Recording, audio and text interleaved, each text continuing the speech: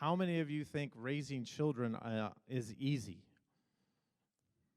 Now, one hand. I was hoping for just one hand so I could give you a couple of my kids.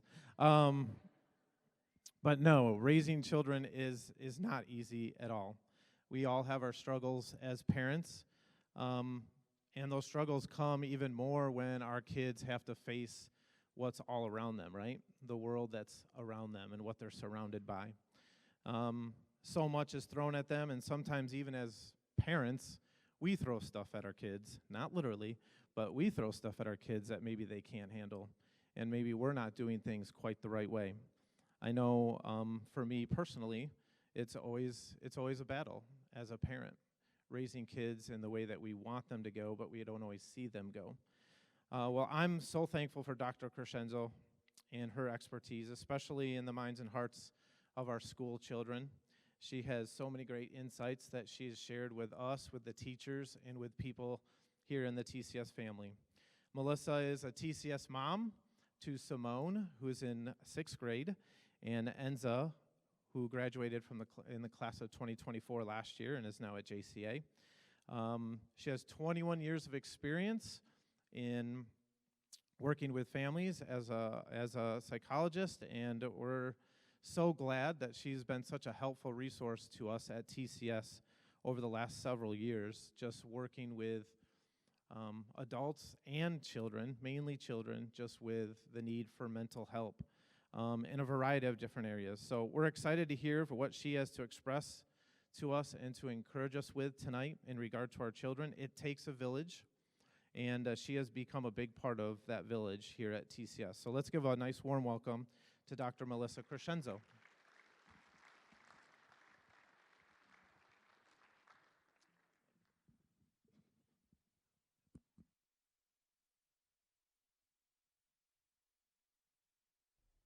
Hello. Oh, there we go.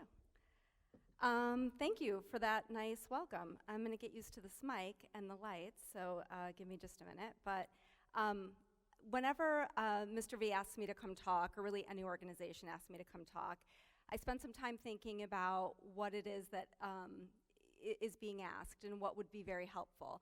Tonight I'm actually going to talk about a good amount that does not come from the field of clinical psychology. That can be a little dry. I will talk about that. But mostly what comes from other fields, anthropology, sociology, education, as we help bring these kids up in a really trying time. So while I'm putting my thoughts together about what I want to say and coming up with this presentation, I get reminded, especially, like I said, when I'm asked to speak locally, of something that an old professor and supervisor of mine used to say. And he would travel to give talks on various things, and he always said, the further you go to travel to give a speech, the more credibility you automatically have, right? So people are like, wow, that person came all the way from Seattle, they must really know what they're talking about. And so you guys get me from right down the street. So, like right around the corner. So I know might have to work a little bit harder at establishing credibility, and that's okay, because I'm up for that. But that does go through my mind when I'm preparing my speeches. And then I was thinking, you know what though? Isn't that how we are as parents? Always having to establish our own credibility. Always guessing ourselves. Are we doing the right things? Maybe what worked for one child is not going to work for the next child. Or maybe what worked even just a couple months ago for the same child is no longer working. We're constantly finding ways to discredit ourselves. So like I said, I'm going to share a couple of slides that come from the field of clinical psychology, but actually then we're going to leave that, and we're just going to talk about things that we can do in every day to help our kids grow. So I'm going to present a couple questions to you guys as we go. And the first question is checking in with you all. So how are we doing? How are we doing? I heard some conversations about, we're so tired, it's been a long work day, did I have some coffee? Did you have some energy drinks? Mr. V referenced the volunteer hours being low in February and March. It is the dog days of winter, and everybody's vitamin D is low, and everybody's iron is low. So I really want you to take a minute and check in with yourselves and just think about all of the stressors that you have in life, and how are you doing? How are you coping? What sort of things are bringing you comfort, right? Because we know in the larger picture, like Mr. V said, my practice is geared toward children. I'm a clinical child psychologist, I'm a school psychologist, I see predominantly children in my private practice. But even though the referral concern is children, I'm actually seeing a lot of parents, a ton of parents, and even a lot of adults. And maybe adults just for their own issues, but because of my focus, what those adults are trying to do is reclaim or recover some of the maybe injury that they've had from childhood. So childhood is a very important time of life, right? And we're all blessed to have these children given to us. And so it's our job to bring them up. So anyway, so I want you to take a look at yourself, and I'm gonna remind you of something that you hear time and time again, right? Take a look at your lives. How are you doing? Most important foundation for mental health, we know, again, this is from clinical psychology, we know the 3 most important things in this order to sustain our own self are sleep, nutrition, and activity.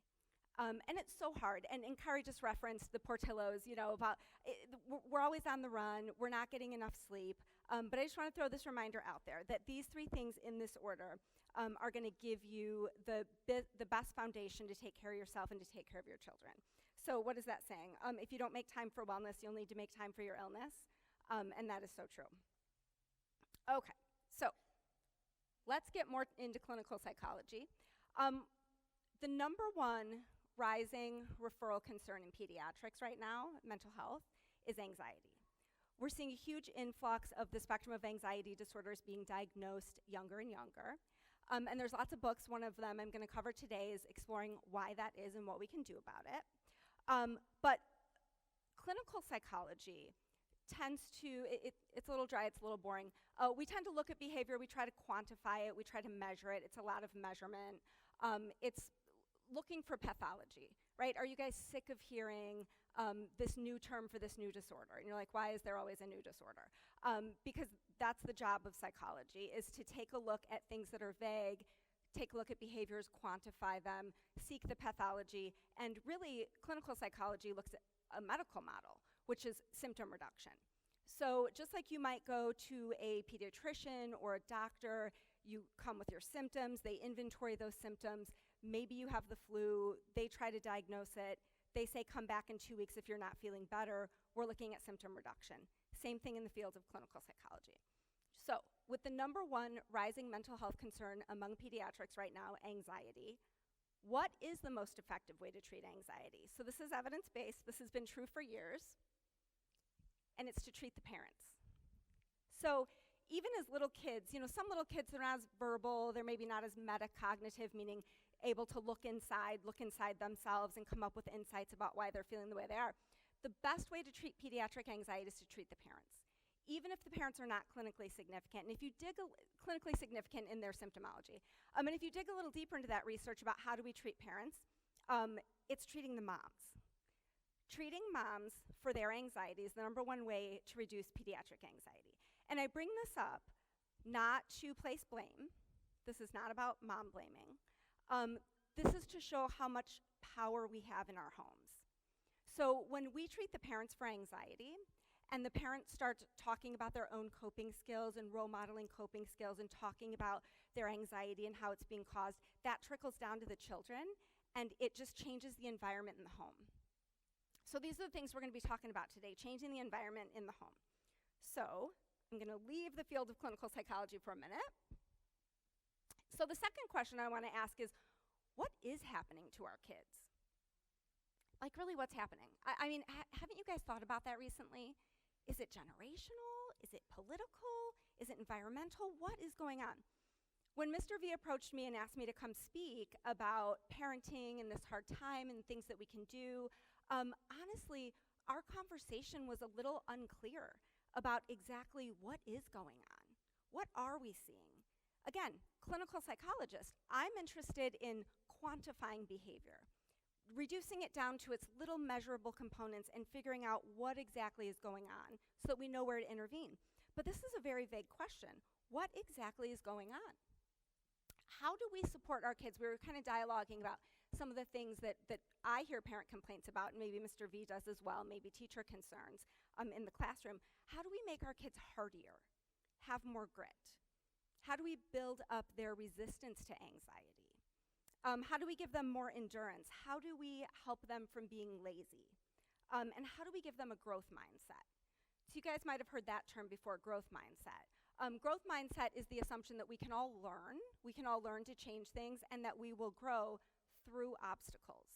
So that's what we want to give to our children. Okay, so how are we going to do that?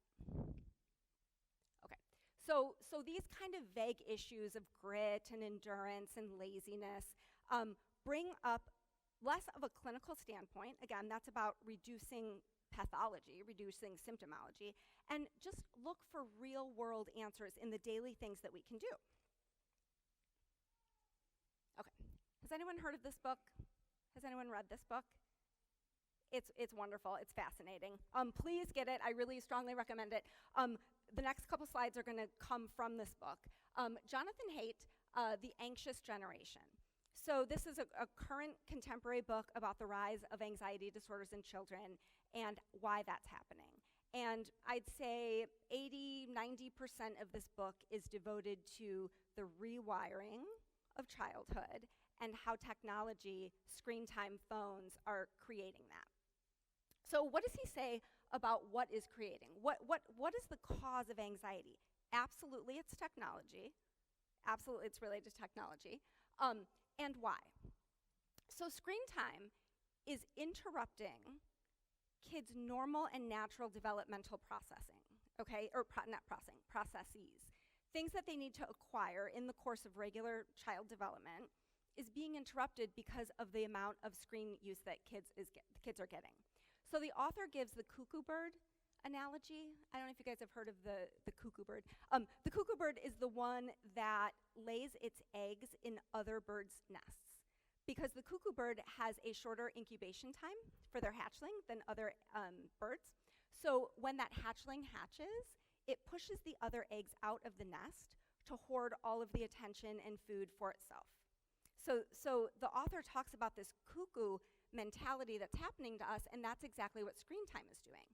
It is hijacking children's consciousness and pushing out time where they need to be developing other processes that are important for their growth and that will prevent anxiety. So he talks about what used to be a play-based childhood and now has become a screen-based childhood. So what sort of things, so get the book, read it. Like I said, 80% of it is about technology and how that's disrupting development. But I want to bring up, what can we do? Okay, so these are my takeaways. These aren't the chapters of the book, but they're kind of sprinkled in throughout. So this is the thing that we need to do with our kids right now. Number one, increase synchronous embodied movement. So again, looking from fields of anthropology, when you look back through time and through history, cultures since the beginning of time have engaged in synchronous, embodied in-person movement alongside each other, chanting, singing, drumming. Acquiring skills together as a group brings about unity. These are things that we need to be doing more and more with our children. So thinking about what kind of experiences can we give our children. I mean, here at school, we get them on stage, they sing, but things like sports and activities. The author in the book talks about some interesting research about how synchronous embodied movement really does promote unity. He gives the example of college students being asked to wear headphones. And so the one group was listening to first of all, they did a team building task, and then they listened to different music. They had on headphones, and they were told to sway to the beat of the music. So in one group, they were listening to completely different music. So they were told, don't focus on anybody, just kind of look down, sway to the beat of the music. Everybody was swaying in different directions. The other group was listening to the same music. So soon, they started all swaying together.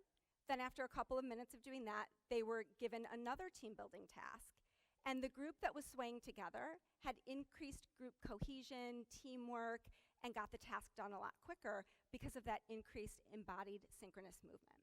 So something so simple from the beginning of time, again, not a clinical symptom reduction thing, but things that are important to do to inoculate against anxiety. Get your kids in embodied synchronous movement with others.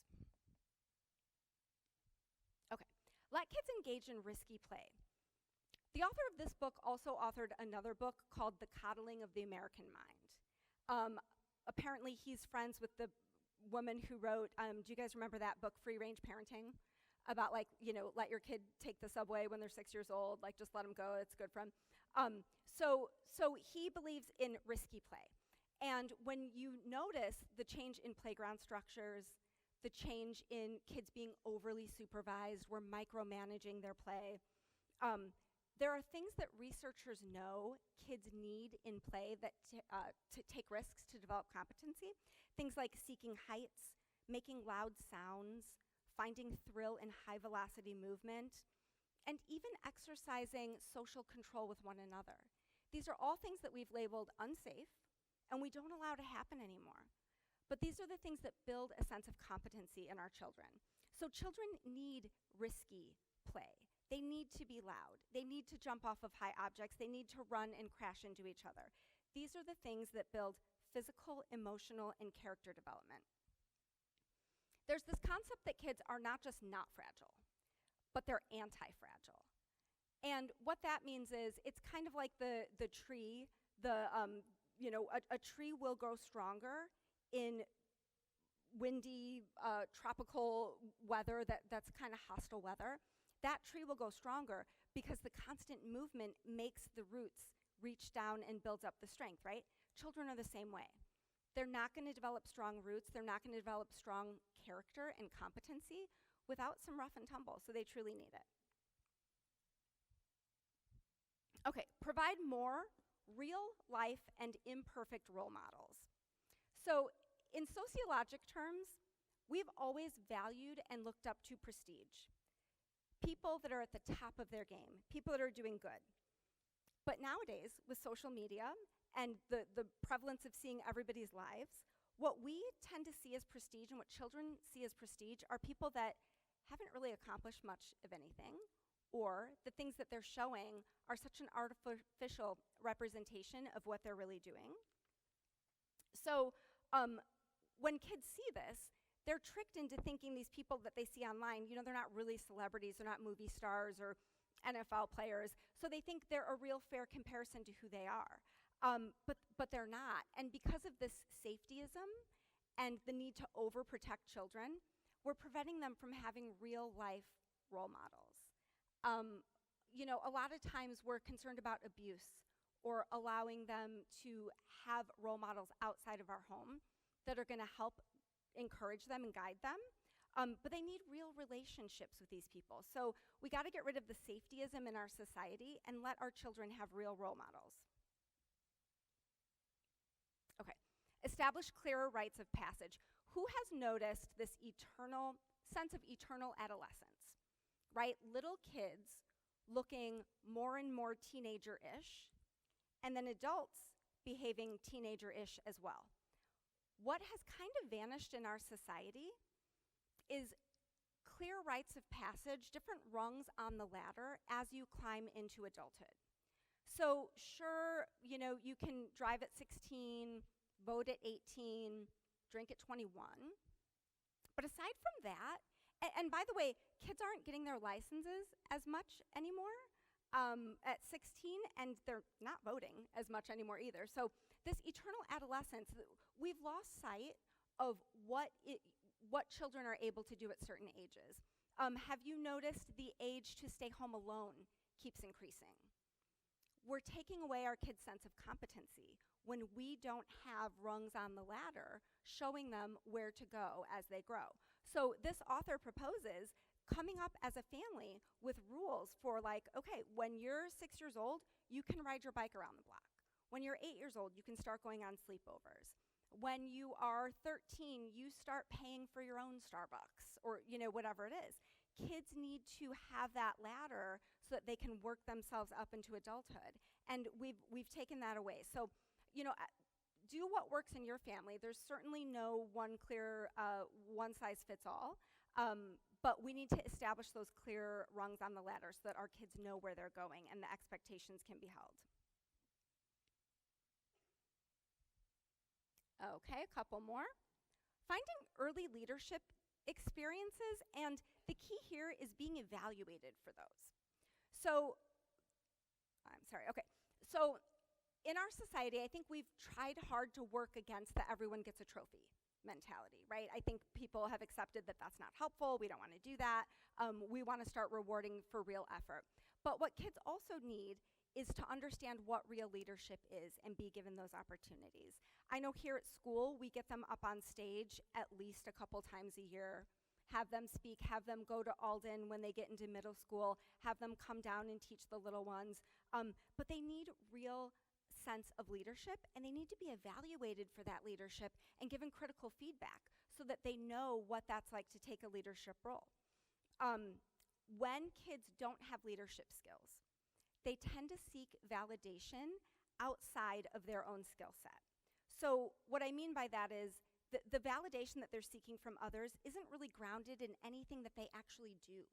They don't even know what they're doing that wins them attention and validation. It's a false, artificial sense of self, which long-term will lead to depression.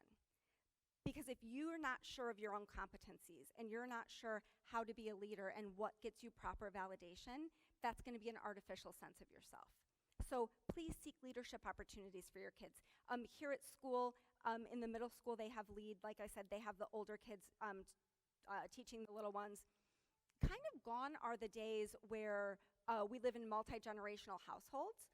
So, teenagers really aren't even babysitting. We're not caring for the elderly, but these leadership experiences are so important. Sleep more. I didn't put a whole lot on here because I don't really know how much more I can say about sleep. Everybody knows how much our sleep is lacking, and I completely get it.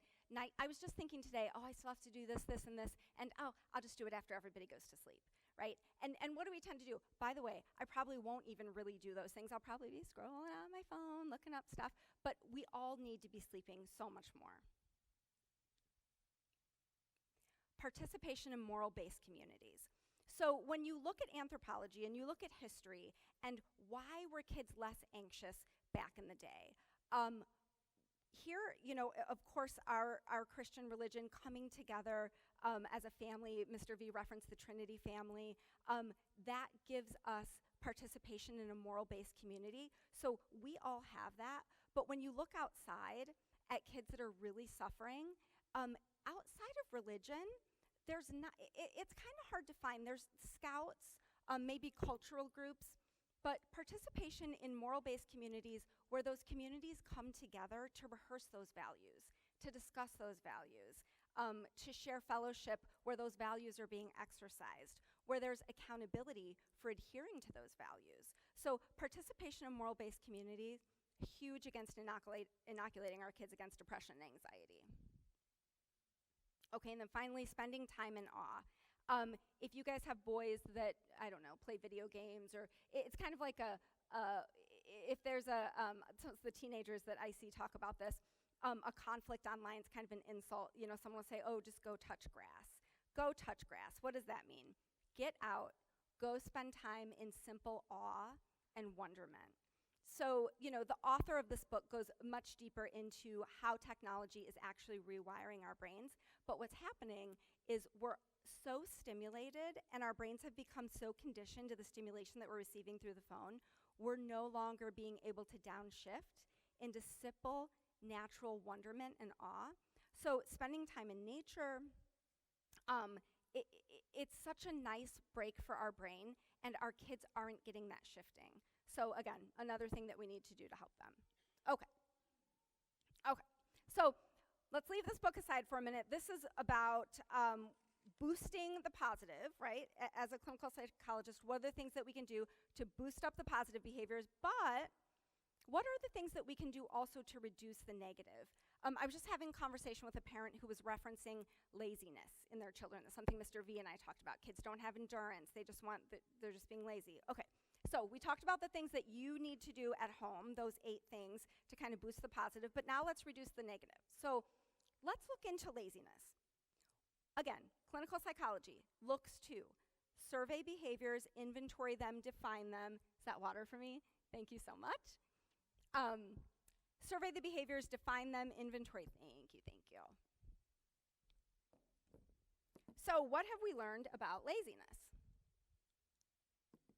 People that are lazy tend to be in constant pursuit of leisure. Okay. So we need to reprogram our mind that leisure does not mean doing nothing. Leisure should be intentional. When you set out to have some leisurely time, you should be thinking about what it is that you do that can give you relaxation. So a component piece of laziness is seeking leisure.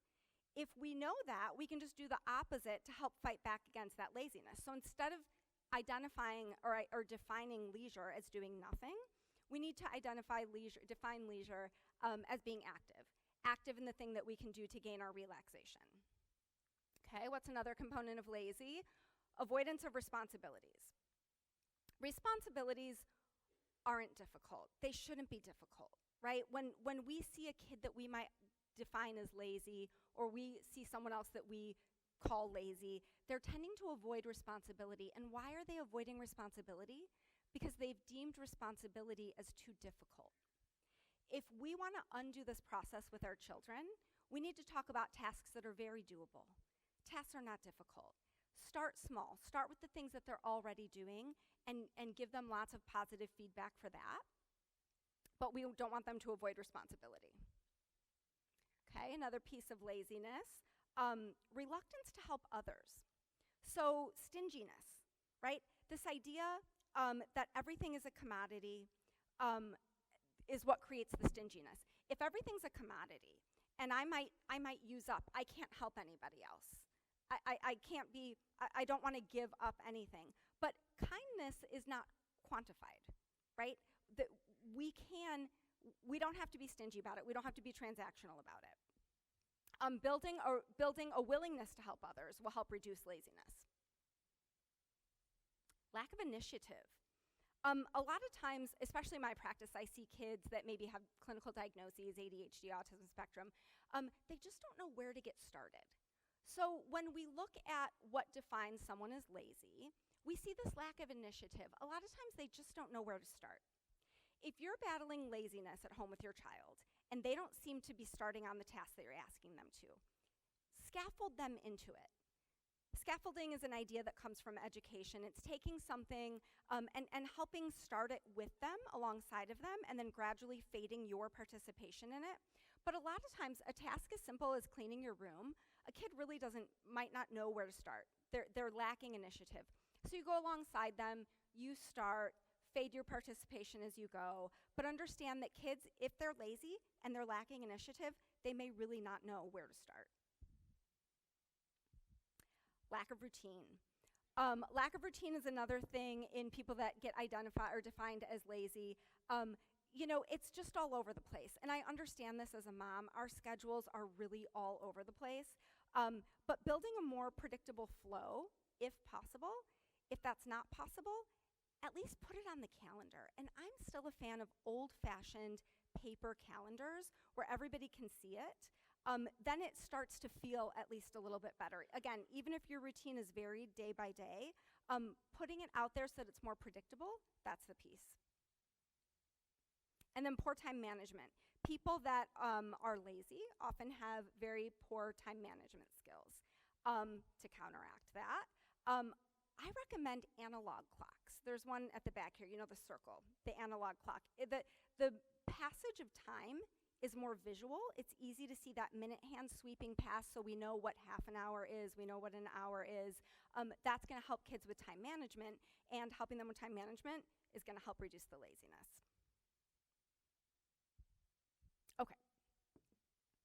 Unboxing laziness, looking at those component pieces, doing the opposite. How do we get them to do that, though? Right? These are all good ideas you guys have seen before. But our kids are so afraid to do things, and we're not building in that grit. So how do we do that? In my office, I talk with kids and adults about stress shots. Kind of like a vaccine. A stress shot works. It's when you purposefully introduce tolerable distress so that your body gets exercise in overcoming that. So things like I'm trying to reduce my sugar intake, things like taking my coffee with a little less sugar. Do I love it? No. Does it give me distress? A little bit. But I'm going to do it as a stress shot because getting over that little hump of not having my coffee just right is giving me that exercise to rebound and is inoculating me long term against the big stress. Okay, so purposely doing things to introduce tolerable stress so you can recover from it. Pay attention to the things that we're saying with our children around the house. So I've tried to say time and time again, my husband tries to say it too, I get to go to work, you get to go to school today. I get to go give a presentation tonight. I get to do this. Work isn't some bad, awful thing. Changing the language and the way that we talk about things really gives the idea that we can do hard things. I get to go to work, at home. Servant mentality. I was talking to a client recently, and he had this observation, which it might be kind of common, but it was really profound in the moment when he made it. He said, I have the most peace when I'm helping others, and the most anguish when I'm focusing on myself. And isn't that true? One of the component pieces of laziness was a reluctance to help others. And yet when we're doing for others, we may experience that as a little rub, a little stress shot, but long term, it is helping us. Okay, mantras that you can say around the house: get that work. When I drop my kids off for practice, I'll say, go get that work, or feel the burn, if you're working out, or lean into the pain. If you don't like a situation, that's good, lean into it. Come up with things that you can say often at home to yourself, with your children, that set that mentality in their mind that the hard is what is good for them. Look for the hard. How did you make yourself uncomfortable today? This is something just to put into conversation with your spouse, with your kids around the house. What did you do to make yourself uncomfortable today? Did you take the stairs instead of the elevator? Did you park farther away even though it's freezing cold outside? What little things did you do to give yourself that stress inoculation that, again, long term is going to inoculate you against the larger stresses in life? Ryan Holiday, anybody familiar with Ryan Holiday? He's an author. I love his books. He's a contemporary Stoic philosophy. His books are small.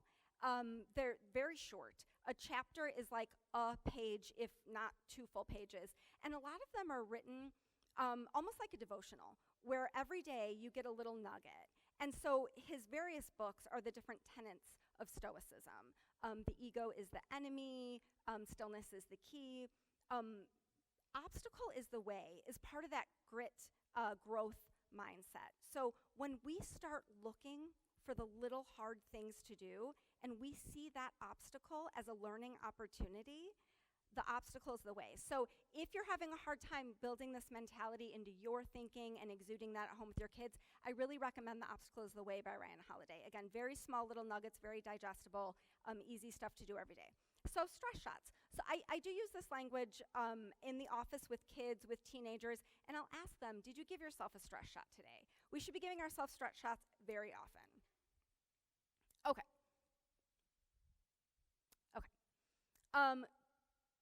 Do the things that we do really matter.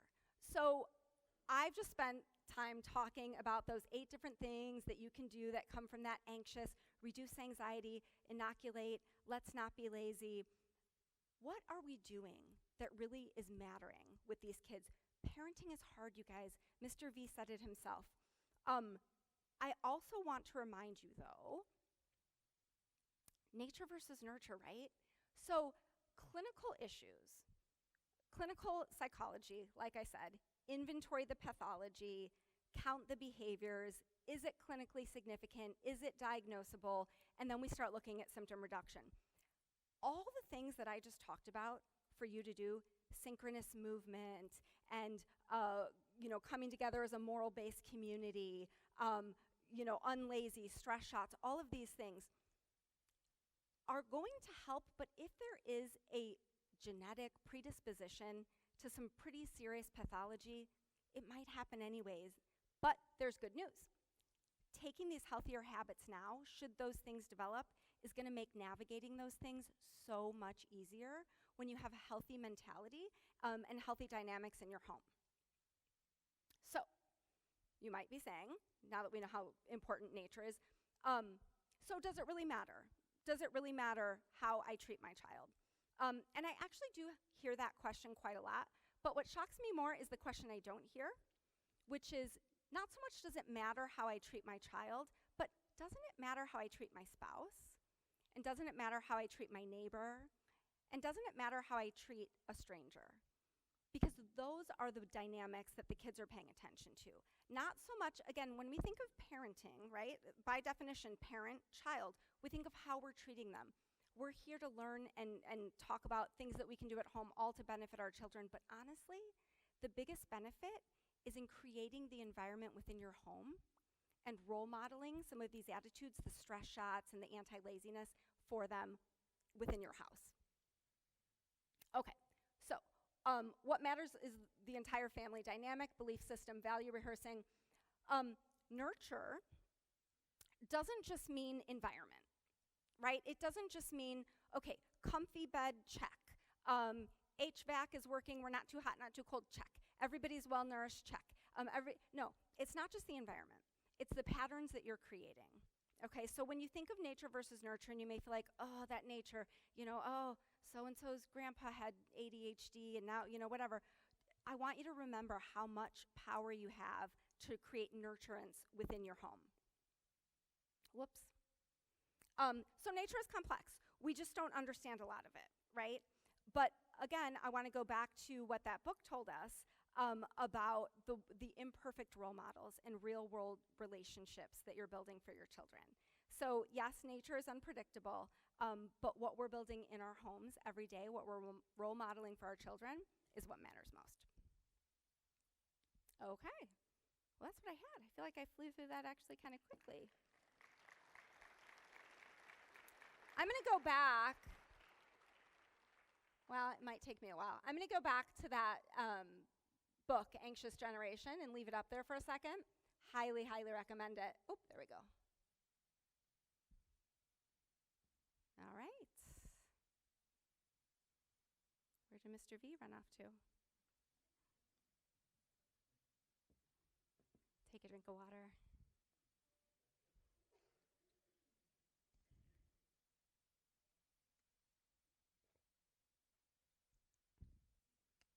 Here he comes.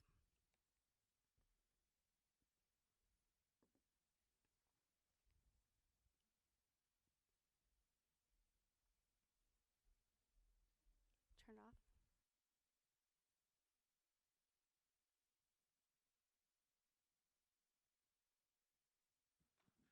Yes, thank you. I'll just say thank you, Dr. Crescenzo. And if you have any further questions, I don't put her on the spot, but she'll be here for a little bit. She'd love to talk to any of you if you had any specific questions about things that she discussed. But I really appreciate all that she does. And for those that maybe do or do not know, she does volunteer her time here at school on Wednesday afternoons, meeting with children that we see possibly could use her expertise that we've worked with. And she's worked with some parents here as well. So we really appreciate all of her time and efforts that she really does do to help us. I've sat down with her, and she's helped my mental game as well at times. So we really do appreciate it, and thank you for your time tonight. And I hope you guys got a lot of that. We did record it, so we will be putting that out on our Trinity YouTube channel. So if you wanted to revisit it or share it with somebody else or a spouse that maybe couldn't make it tonight, because they're home getting kids to bed on time, right, to get some sleep. So I want to let you guys go so you can do that. And thank you again for being here. If you didn't sign out, make sure you sign out on your way out and catch an at-a-glance calendar. If you need to talk to Deanne about anything development or sponsorship, she's in the back as well. Have a great night, everybody. Thank you for coming out.